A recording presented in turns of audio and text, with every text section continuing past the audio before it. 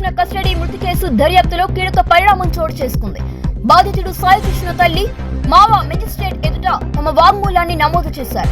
కస్టడీలో ఉన్న సమయంలో సాయి కృష్ణ మృతి చెందిన ఘటనకు సంబంధించిన పరిస్థితులు, కుటుంబ సభ్యులకు తెలిసిన వివరాలు, ఘటనకు ముందు జరిగిన పరిణామాలను మెజిస్ట్రేట్ కు వివరించినట్లు సమాచారం.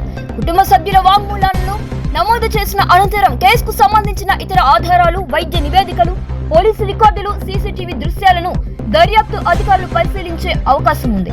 సాయి కృష్ణ మృతికి గల కారణాలు, ఘటనలో ఎవరి పాత్ర ఉందనే అంశాలపై విచారణ కొనసాగుతూనే ఉంది.